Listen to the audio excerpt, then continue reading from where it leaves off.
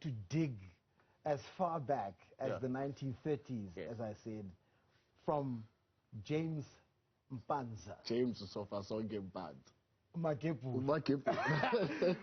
Look, just tell us about him and Ezga Makepula. I don't think we knew. I didn't know that as a football fan. I didn't know why Orlando Pirates is nicknamed Ezga Makepula. Thank you for having me, and hello to the listeners at home. Ezga Makepula, James Sofasonge Mpanza, talks to a man who arrived in Orlando in 1931. That's the first recording that we have of him when we did our research. Is a man who arrived in a space where, you know, there was a lot of hopelessness, and he was a political leader in that sense, where he established this community, and he was a leader in this community. And through his leadership, he established a club called the Orlando Boys Club in 1931, which morphed into what we know as Orlando Pirates today. And the name Ezga Makepula actually comes from his nickname, because he's the first sort of like part of the leadership that led the land grabs back in the day. So so that's why he was called Umakepula. Owakepula umhlaba, not Ezakepula. James Mpanza Umakepula. So it's a stagazelo. It's a stagazelo. You know how it is. You know, with this stagazelo, it's like the recent show that was playing also. Dala bo ubizwa ngezithakazelo zakokwini. So that's how Orlando Pirates also, it's formed part of that tradition. It's still in, you know, give homage and salute to the people that gave birth to what Orlando Pirates is, and Umakepula is part of that. And not only did he work on Orlando Pirates, well, was he a huge part of the beginning of Orlando Pirates, but also the beginning of Moroka Swallows. And you spoke to a lot of people who saw the growth of South African football through the different stages. I saw musicians. I saw Hot Sticks Mabuse. I saw politicians there. Bantu Olomisa. There's a lot of them that had something to say. I saw Judge Mokhatleng, a huge part of South African football history, and the transition from Orlando Pirates and formation of Kaizer Chiefs. How did you put these guys together to just tell that story? Like, I mean, how did it come about that these are the people to talk to? Yeah, it goes to show Uguti football is part of us. You know, it's all over us in this country. And that goes to show with the link that we have in all the story contributors that we have in the story. Starting from Babu Hot Sticks Mabuza, who was also born in Masagin, right? Going back to what you were saying about Utatu James Mpanza, when he moved, when there was an influx of workers that were coming from rural areas into urban areas, right? They were looking for work, so there was an influx. He decided to go to establish a new township to accommodate that influx, which was called Moroka, right? And Moroka gave birth to Moroka Swallows. And it started as Emasageni back in the day, because they didn't have any material, building material to start their own places, so they used like sacks and cardboard and all of that to start their own, you know, houses. And that's where actually Hot Sticks Mabuza was born.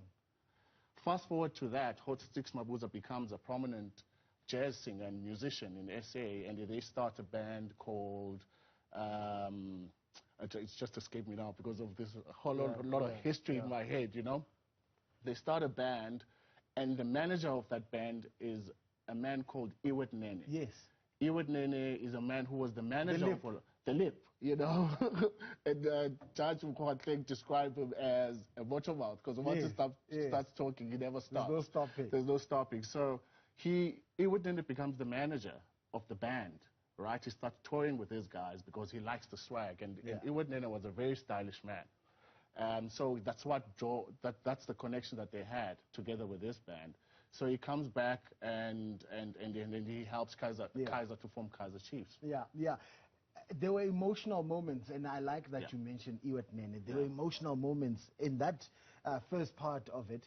The first one that really caught my emotions was the death of James Mpanza, the burial, how the fans came together, and how particularly Sello Make, how he drew me as an audience. I was in awe. Even when he spoke about the death of Iwet Nene, how he was stabbed in Springs, going to sign Teenage Gaza, right? What's your role as a director in those moments where a narrator has to give that raw emotion? And I like he took off his hat. Do you direct those moments, or does it come with him being a veteran and knowing this is a moment? You know, storytelling is a reflection of society. You know, as you know, when you at a funeral and someone is paying respect, you know, the elders will take off their hat as a form of respect. You know. So that particular moment was actually designed for that. And Uselo Makangube, I'm going to be honest with you, he is a veteran in this space, over 30 years of experience. When I heard I'll be working with him, I was sort of like... It made your job easy. First of all, I was nervous, like working with this giant, you know. But I knew what I wanted to do. And I guess he, as a professional, he was like, listen, it's your story, and I'm going to follow your lead.